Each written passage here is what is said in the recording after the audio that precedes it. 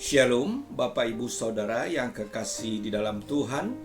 Selamat berjumpa dengan saya Daniel Johan dalam renungan kebenaran Alkitab pada hari ini, Sabtu 13 November 2021. Hari ini saya akan membawakan renungan kebenaran Alkitab dengan judul Yesus menebus dosa seluruh dunia.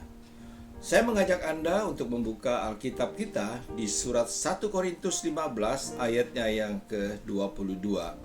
Demikian firman Tuhan. Karena sama seperti semua orang mati dalam persekutuan dengan Adam, demikian pula semua orang akan dihidupkan kembali dalam persekutuan dengan Kristus.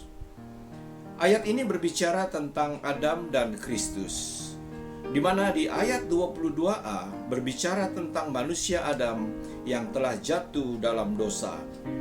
Ini berarti semua manusia di dunia juga turut berdosa, dan konsekuensi manusia berdosa adalah kematian atau maut.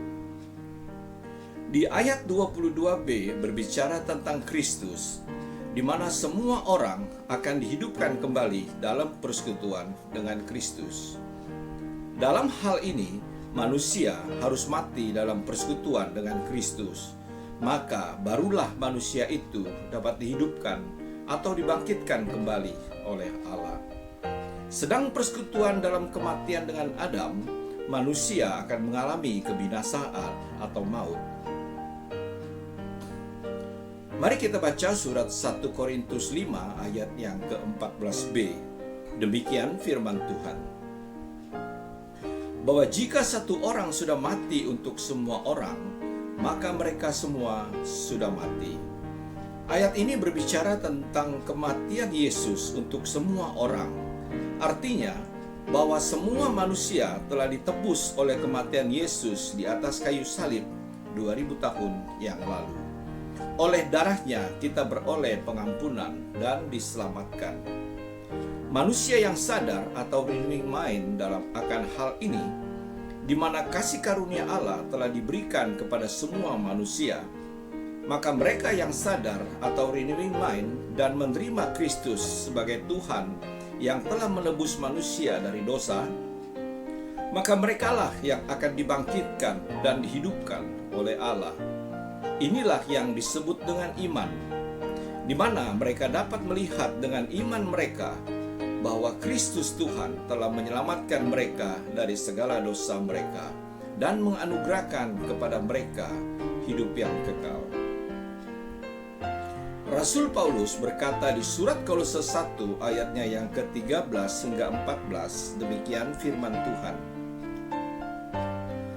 Ia telah melepaskan kita dari kuasa kegelapan dan memindahkan kita ke dalam kerajaan anaknya yang kekasih.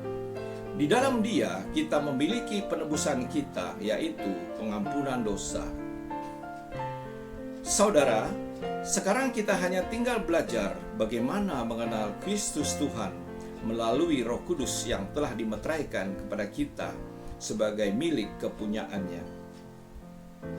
Dialah yang mengajar kita bagaimana hidup di dalam hidup yang baru. Seperti yang dikatakan oleh Rasul Paulus di suratnya di Filipi 3 ayatnya yang ke-10 hingga 11. Demikian firman Tuhan.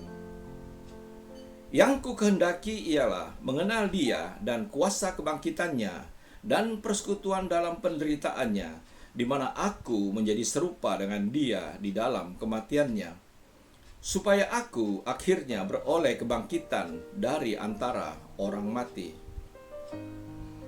Inilah yang perlu kita ketahui, pahami, serta mengerti bersama, bahwa sejak 2000 tahun yang lalu, Allah rela mengorbankan anaknya yang tunggal sebagai wujud keadilan dan kasih-Nya kepada semua manusia.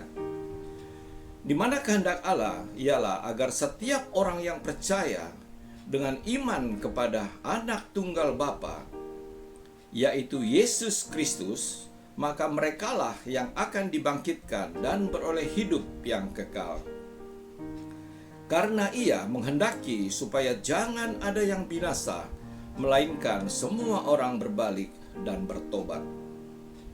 Maka yang patut kita renungkan adalah bahwa sejak 2000 tahun yang lalu, dosa seluruh dunia telah ditebus oleh darah Yesus yang tercurah di atas kayu salib. Jadi hendaklah kita tidak lagi menilai diri sendiri dan orang lain sebagai manusia yang berdosa. Karena hal ini sama dengan kita menyangkal Kristus yang telah menebus dosa kita, tetapi juga untuk seluruh dosa dunia. Mari kita baca ayat penutup ini di 1 Yohanes 2 ayatnya yang kedua. Demikian firman Tuhan. Dan ia adalah pendamaian untuk segala dosa kita, dan bukan untuk dosa kita saja, tetapi juga untuk dosa seluruh dunia. Demikianlah renungan kita pada pagi hari ini. Sampai jumpa lagi pada acara Renungan Kebenaran Alkitab pada Sabtu yang akan datang. Tuhan Yesus memberkati. Amin.